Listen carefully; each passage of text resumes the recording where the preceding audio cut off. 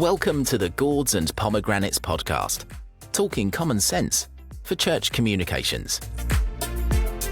Here's Hannah and Joe. We know that churches are already facing a challenge. For some, diminishing resources each year. Members, volunteers, time, and of course, money. Even for growing churches, it's hard to know how best to use the resources we have. Yeah, and I'm sure that generally speaking for most of us, maybe apart from the accountants, maybe the treasurers love it, but generally speaking, money is one of those things that we would rather not have to talk about, and we quite like avoiding it. But obviously, it's a really important part of keeping a church moving along, even if we wish it wasn't. Practical things, keeping the roof on, paying staff, updating the kids' ministries, all these things take time. But what we're going to talk about today, obviously, given the nature of the podcast, is comms and how that relates to the budgets that we need to set. We often talk about the blessing of the multitude of free things that are out there, or things that cost a minimal amount and are easy to use. But when there are already limited funds, knowing how and where to allocate an already tricky budget can be quite difficult. Yeah. We try to keep things free or cheap here, but there are times when actually it's worth spending. So we're going to give a bit of an overview of different things that you will have to think about when you are looking at comms and how that relates to your budget. It won't include specific amounts necessarily, but hopefully things that, just helpful questions to ask as you're doing it. So let's dive in. Yeah. So first of all, what do we need to prioritize? As we said in our intro, budgeting isn't just about money. It's about aligning your spending with the church's mission and your goals for communication and that vision and how it all fits together. That's obviously something that we talk about a lot. It's not just about doing comms for the sake of it. It's not just about trying to grow an audience for the sake of it, but it's having that cohesive plan and knowing what you're trying to achieve with it.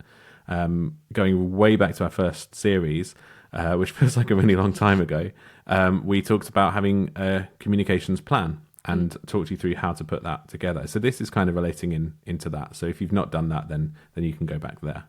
But starting off with your audience, so thinking about who you're trying to reach and how they are likely to prefer to engage with you or with other organizations that they follow.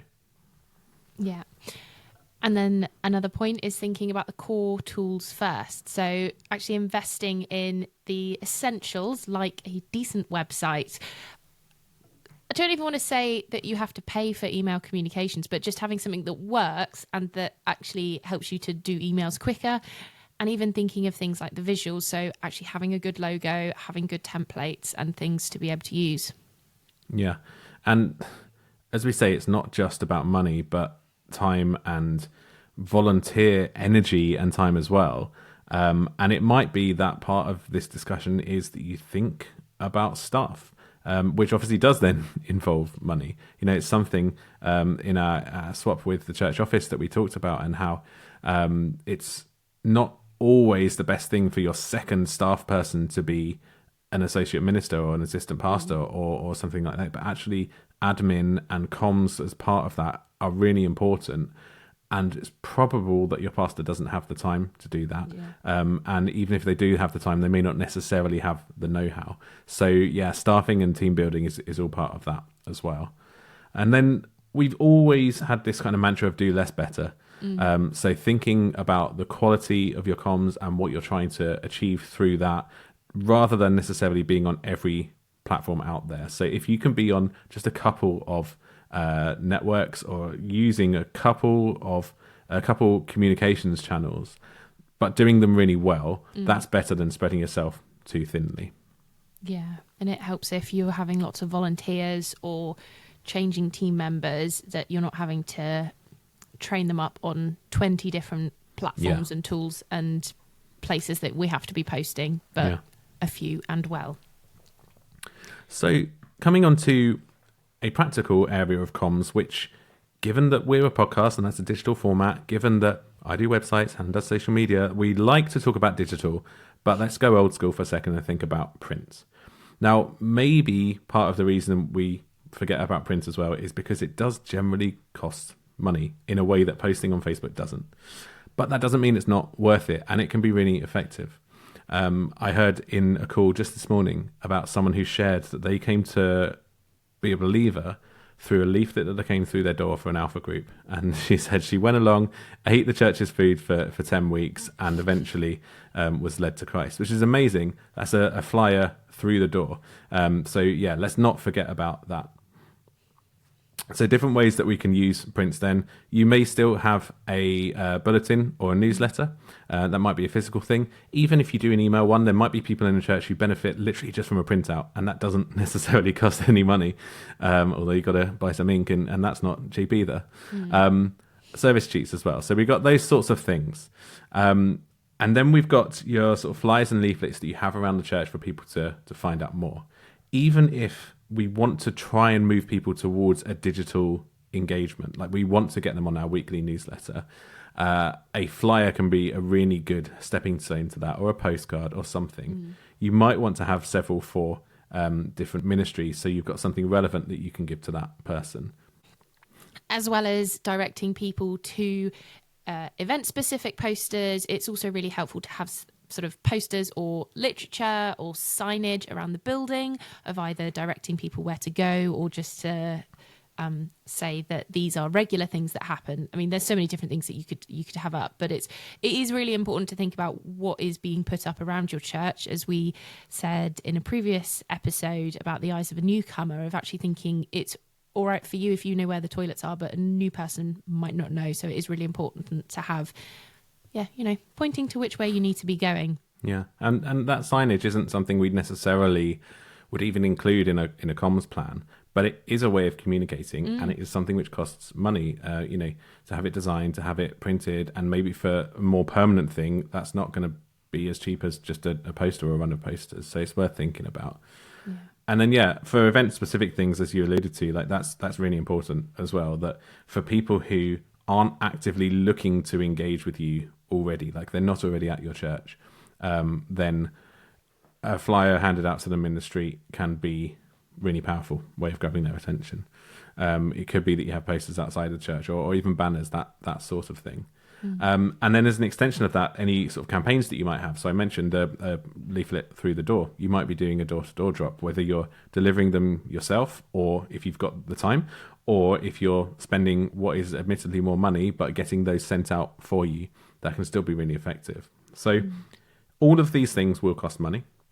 Print generally is relatively cheap these days, obviously depending on quantities, but as you want more, the price comes down and you get a lot more value for that.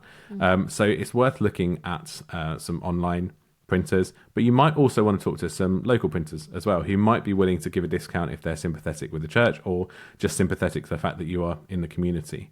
It maybe isn't going to be quite as cheap online, but it's then also good to build that relationship as well. So that's a really positive thing. Yeah. I'd also add as well, and I think that you've mentioned this before when we've talked about print, that especially if you're doing like a door-to-door campaign or things for new people coming, I do think it's important not to go the absolute cheapest. And it can be easy to want to do that because we need to be saving budget. But I think there is finding that sweet spot compromise between affordability, but not looking so cheap that it's actually off-putting. Yeah. And I think that's a difficult one. And that's not one... There's no one way to decide that. That is very much down to what you're able to do and what you're able to allocate budget for. But I do think it's don't go the absolute cheapest and have sort of very flimsy flyers or something that you're dropping through people's doors now. Actually, it just sends a message, and it's about value and showing you value it, isn't it? But at the same time, as with all of this, it's all about balance. Yeah. So if you've got people who are regularly coming to a toddler group, it's okay to give them something which you've just printed on a bit of paper with the dates for the term.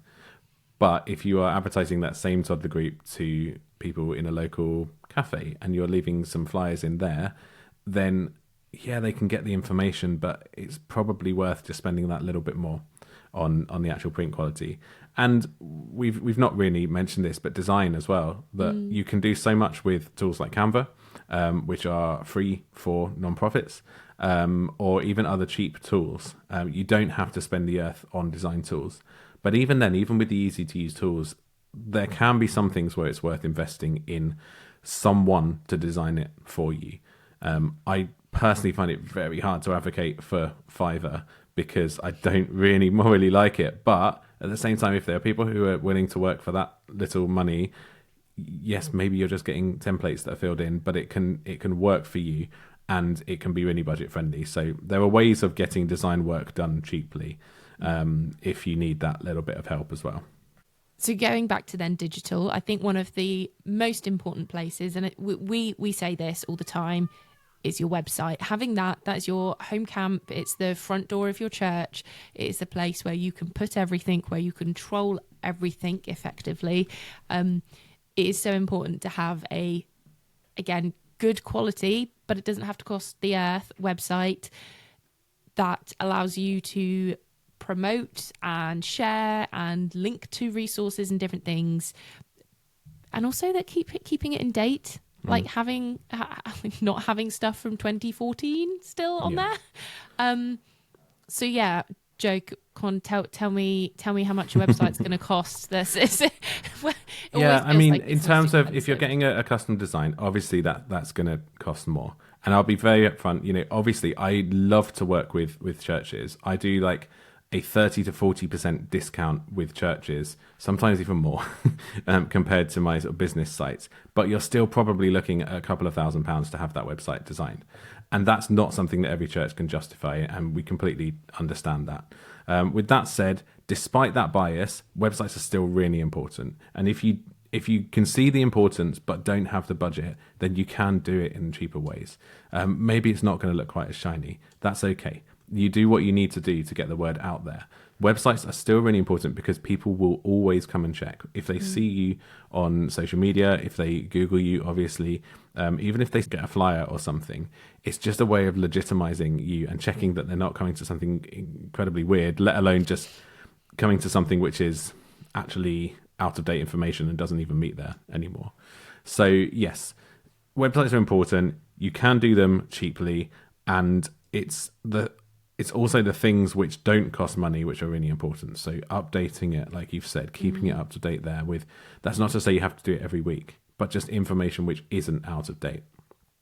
And then if you go for a cheap option, or if you go for a really quality option, either way, there are some additional fees to consider with that as well. So your domain, you have to pay between £10 and £15 a year for your domain. You might have multiple domains. Your hosting, there are going to be recurring costs for where the website is stored online.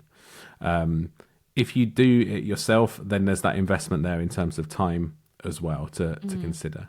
But as we have also talked about, and we've talked about this a lot because it's really important, photography. Now, we've mentioned, we had a previous episode just devoted to photography and how you can best approach it as a church, all the important ways you can use it, but yeah, just how to best approach it. So training people up is a big part of that you've got this regular library of photography that's being built. But, and this is particularly the case with the website, there may be a time when you want to actually hire a professional to do that for you. This is a difficult one for me when running my business, because if someone has decided that they are paying that money to me for a new website, and then I'm trying to persuade them to spend more money on photography, it's not money which benefits me directly. I'm giving them the relationship to really good photographers. I'm not subcontracting it. However, it is more money to spend. But it does benefit me because the site that I can build can be that much more beautiful. It benefits the church because their site is that much more beautiful, and not beauty for the sake of it, but beauty that shows off who you are as a church in the most positive light, that can be honest, but honest with like the best representation of who you are and who you've got there. You know, I love how professional photographers can capture people and the sorts of things that even I with some photography experience would struggle to capture. People sharing a laugh together, people having coffee together. That gives such a warm sense of your church, and that's what's going on. It's not like we're making it up, and it means that we're not having to use that same like lens glare photo from Unsplash which everyone uses when they're talking about community and small groups, and you know exactly the one I'm talking about. Same 3 pictures being used throughout the year by churches. So if you are going down this DIY route, there are sites. You've got Hub Church, there's Church 123. You could go down the Squarespace or the Wix route. Or you can delve into WordPress for yourself, with that being a free platform, albeit that you have to pay the hosting separately. They're all affordable options, which are generally quite easy to use. And if you want to go down the template road, then there are things you can do there and just put in your content. So it will look a little more professional in how it's finished, even if it's not quite as custom as designed for your church. But also you get a lot of help within those. Yeah, there are communities, and we've mentioned communities before where people, you can ask your questions and people will help. Yeah, so there's definitely benefits to choosing those options. Yeah. So then we've got a website, and we've paid for, and that's all set up. Obviously, to post on social doesn't cost anything, but one thing that can be worth considering is paid social media. This would be either through ads or boosting, predominantly through kind of Facebook and Instagram. Now, I don't have the biggest experience with ads, purely because not a lot of churches really want to use them. Like, they don't need them so much. So that's I don't have the biggest experience in it. I do know some churches that have, and organizations that have, and it's worked well. Yeah. I wouldn't say I'm an expert in ads necessarily, but I do think there's a few things to think of or think through before going ahead, but also to not be afraid that it's a totally, I don't know, sometimes people are like, oh, we shouldn't do an ad on Facebook because I don't know why the reasons. Yeah, people come up with all sorts of moral and theological reasons for it, and I can completely sympathise with not wanting to give money to Meta, but at the same time, it's a tool and it's a mechanism that we can use for the gospel. So we should at least consider. But you do an ad in the local paper, so why not do something similar online? But anyway, so I think one of the first things is to think about is when to use it. So that's not to do a come to a Sunday service, I don't know, every week put an ad out. That would be a bit too much. But if you've got a key event, either the Easter service maybe, or some Easter activities going on, or Christmas, in the run up to Christmas, it could be really good. But if there's key events or campaigns or initiatives that are going on, actually they can be really good to advertise, especially say in the summer, if you're doing a sort of holiday hunger event where, over the summer, where you're going to reach out and offer free food and activities to kids and families. That can be really helpful, because actually you're going to reach the people that need it rather than those who are already following the church, who probably already know about it. So when there's something that you want more beyond the church family to know, an ad could be worth considering. Yeah. It's also really important to think strategically. So again, what are we going to be advertising, and who do we want to advertise it to? So actually thinking about sort of boosting posts that are already performing well. So if you've got some, say if we use a holiday hunger, so that's happening over the summer, and we've put some posts out about it already, some nice pictures, but also sharing what's going to be going on. Actually, those social media posts are already performing well. So actually that could be something that we could boost, and that just hits a bit more people, and it just gets in front of people who probably would find it really helpful to know that this is going on. Yeah, and that's also where, organic content and ad content work slightly differently. Facebook particularly doesn't like ads to have too much text in them, to the point where sometimes it will reject an ad if it does have too much text in it. So you might have to adapt what's performing well, but that's a good starting point. And again, that comes back down to like a return on your investment in good photography, whether that as a professional or your own team's investment in it. So yeah, ads can be really effective. Definitely seen it used effectively. Have also seen churches waste a lot of money on it. Yes. Only last week I got an advert for an Alpha course, which is happening in Suffolk. Now, it was a lovely advert. It looks like a lovely church. Question of whether I should have been targeted for an Alpha course or not, whether actually my profile online probably has enough indicators that I am a Christian and therefore don't need to be advertised. What I definitely didn't need to be targeted for was the fact that I'm in Kent, and I'm probably not going to drive 2.5, 3 hours to go to an Alpha course. That immediately is wasted money. And I will try to point that out to churches when I see adverts like that and say, look, you need to refine your targeting, because paid advertising, wherever you're doing it, on social media, on Google, wherever, could be TV. It might be worth looking at. You never know if like local TV advertising not necessarily stupid expensive.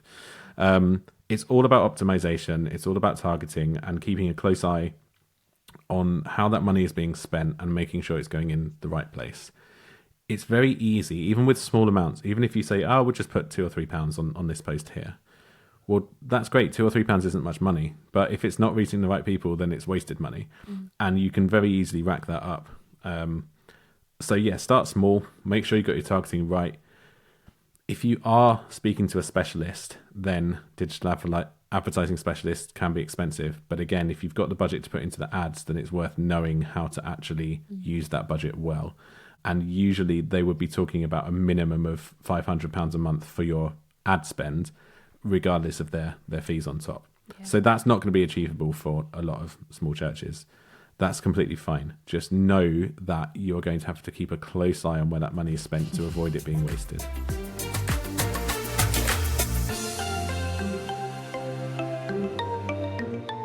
So we've talked about some of the methods that we use to communicate, but there's obviously other costs to think about as well. And equipment is one of those. There might be some things that we do where we need to think about spending money on tools or equipment. Yeah, so I think one of the biggest things that happened in the pandemic of everyone suddenly needing to be online was live streaming services. Well, actually, no, I think when we went, the first thing was we're suddenly at home. We could get away with doing it on a webcam or a phone and you could record the message. So when we had to go back in the building, everyone's going, oh, my phone camera is not actually going to be good enough to be able to record a service. We're going to need some kit. And so suddenly everyone is asking, what's the cheapest option, but the best option for my church to be able to live stream, and is it easy to manage? And there's loads of advice, and effectively there's loads of different options that you can pick from. Yeah, I mean, we talked about in our live streaming episode about knowing the reason that you're live streaming, and that will impact on the quality that you want to aim for and the sort of production level, and then obviously that will affect the budget, because you can get some really, really amazing results today for less than £1,000, which 5-10 years ago would have easily cost 10 times that. However, if you are just providing a simple live stream because you have a few people that can't make it along, then probably even £1,000 isn't going to be worth that investment. What is worth considering though is that you can invest in a way where these can be used for live streaming, but also for other video as well. Like live streaming is not the only type of video, right? No, you could either doing interviews for social media content or for additional stuff happening throughout the week. If you're wanting to do podcasting, perhaps there's audio gear that you can kind of piggyback off using that stuff. Yeah. Or we talk so much about content repurposing. Yeah. If you are filming your sermon, then doing that in a way where you've put a little bit of budget into a better camera for that means that you are more likely to then reuse or be able to reuse that content for posting in the week as clips or that sort of thing. Yeah. But it isn't just about having a good camera. You do also then have to think about audio, and that's a big part of the whole video experience. And again, if you're sharing sermons or interviews or something, you want to make sure that you've got decent microphones. And then even within like navigating live streaming, you need the desks. And the guy at the church I used to work out was probably not the best thing to say, a wizard in a church context, but he was an absolute master at knowing what cables and where we could put stuff and what gear to have. And he made it all very whizzy and it was amazing. But we couldn't have done that without him. It was not possible. He knew the stuff to go and find. And having that sort of person, in some senses, means you're probably going to spend more.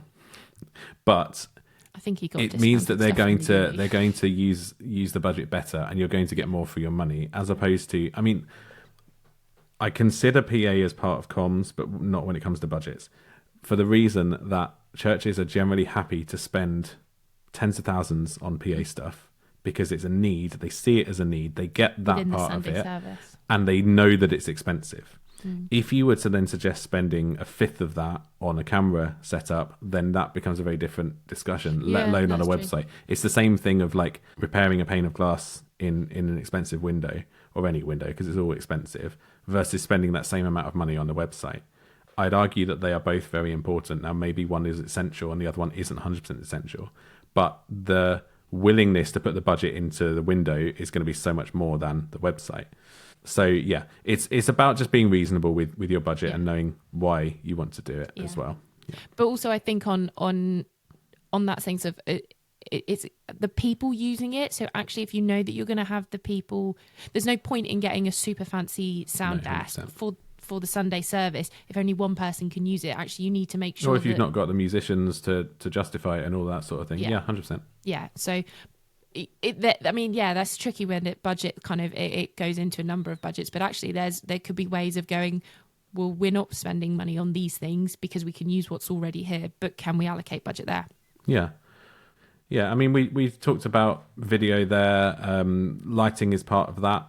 It might be that you need more lighting in your sort of chapel or auditorium to better make use of the video. But if you're talking about simple videos that we're recording for social media, having really cheap lights can make a huge difference. If you're watching this podcast rather than listening, I've got 2 lights shining at me from different angles there. My new glasses still have a ridiculous glare, which I can't get rid of. But those lights cost about £3 each. Yeah. And the amount of difference they make to the quality of my webcam is huge. Yeah. So you can do that. There's plenty of equipment out there that you can get really cheap, and you can get it off of eBay or AliExpress or wherever. It's probably just worth knowing where not to go cheap. And something like the video switcher, if you're switching between different inputs, definitely something like your audio desk is one of those things that you don't go dirt cheap on. Yeah. So then in terms of kit, we've also got things to think about like software subscriptions. Now, obviously, we've already mentioned Canva in this episode, and I'm pretty sure I bring it up every episode. But churches can get Canva Pro for free if they have a charity number. And actually any charity, as long as you've got a charity number, you can get Canva Pro for free. And there's so many other things within subscription. I'm trying to think of what's the other one. Google Workspace is a big one. That you can get charity discounts on Office 365 as well, but Google Workspace is completely free. And by switching our church over to that a few weeks back, we're now saving sort of £300 or £400 a year. Yeah. And that's on a fairly small setup in terms of what we had. If you had a bigger staff team, then you'd be saving significantly more than that. Yeah. But they are things that you have to think about. Yeah, they are. And we try to point out these tools where we can in terms of like low cost ones.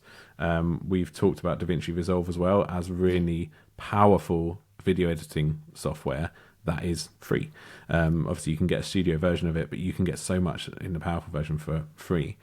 So it is always worth looking for these sorts of things. You can consider as well, when we're talking about sort of physical equipment, consider second-hand purchases. Look locally and see what you can get. Again, just worth knowing what you're buying. I'd actually say for something like a camera, getting it second-hand is probably fine. Because unless you're buying it from a photographer who has really used every inch of that camera, the chances are that it's not going to be that used. And yeah, where things like mirrorless cameras don't have many moving parts these days, generally they last a lot longer. You don't have to have the next best thing. But yeah, there may be some things where you don't want to go used as well. And again, an audio desk is probably an example of that, unless you can see it and know that it's in really good condition and properly test it first. It can also be worth going, where possible, connecting with your local churches and having sharing schemes, or so, saying we want to get this camera for a specific, not for one specific project, but we want to get this kit. Would you like to come in with it? And we can share it. Like if it's, I'm trying to think I suppose a fancier camera. Obviously, a lot of the stuff, if you're using it for a Sunday service, doesn't quite work. But there can be ways of sharing kit within local churches, or finding, what's the name of them? Library of Things places where actually, because especially if you want to try something, of going, can we try this camera for 2 weeks, see how we're going to use it? Actually, yeah, we really enjoyed it. We can justify spending that money and buying it because we've tried it. There's no point in buying something, use it for 2 weeks, and then go, no, we're not actually going to use it. Yeah, and that also goes back to the communities that we've talked about, and asking questions of saying, what else are people using? try searching the forums first before asking a new question, because it may well be that other people have already asked that. But yeah, finding the answer to your question, it might be that there is a particular camera which everyone is using because it's just at that sweet spot of quality and budget, and it has all the things that you need on it, so you can learn from that. Mm. So I think with all of these, there's an element of knowing whether this is something that you need regularly and it's an ongoing cost. And it's always good to review the cost that we do have going out regularly. You know, I try to be really strict with myself for my business these days with the software subscriptions that I have going out and try and keep it to a minimum, because it might be £5 or £10 a month, but it doesn't take many of those to add up and you're spending a lot of money every month. So yeah, being sure that you've got a benefit. I'll give a direct example. I no longer pay for Zoom because in my Google Workspace subscription, which I have to pay for my email, I have Google Meet. So what's the point for paying for it twice? I've done the same actually this year. Because I'm not doing as much teaching now because no one needs to come on to Zoom as much. I was like, I don't need to be doing Zoom, and I don't need to be paying for Zoom for the full one. But yeah, and I've started using Teams because exactly the same reason. You're already paying for it. Yeah. But then there are other things which are a one-off cost, but they're worth considering as an investment. So something like a website or your photography, something that will pay off and keep paying off over the long term, even if it costs that little bit more. Something like your camera, that you can go and spend £100 and get a camera, but you may end up replacing it in a year because it's not really doing the things that you want it to do. So spending that much more. It's always a difficult one because you have to try and plan in advance with budgets. Like, we get that, and you don't always know what's going to be useful, and that's where your research and those community things come in and can be really helpful there. But I guess it all comes back down to prioritizing, which if we got paid for the amount of times that we said prioritizing, I think we've been doing quite well out of the podcast. Yeah, and I think the thing to remember as well is that it's priorities, and there are seasons of differing priorities, and actually everyone will have a different priority at different times. So there's not going to be one point where everyone is going to be thinking or wanting to focus on the same thing, and that's okay, because I think you need different people thinking and focusing and working towards different things. But there are a couple of things that are worth considering when thinking about what is a priority. Yeah. And I think one of the things is reach and impact, of thinking actually what is working well for you, what channels are good, what means of communication. So is print working really well? Actually, are putting posters out and people are responding to that? Is it engaging on Instagram or Facebook, or even not just getting new people? Is the WhatsApp group really thriving and people are really sort of engaging within that? Like, what's actually working and worth you investing more time into, or including more, or expanding and trialing more? It's also worth thinking, what could you actually experiment with and try? So if you want to think about a new platform, because maybe there's a lot more younger people starting to come to your church, maybe we could have a little experiment with TikTok and use those people to trial it and try it in new ways.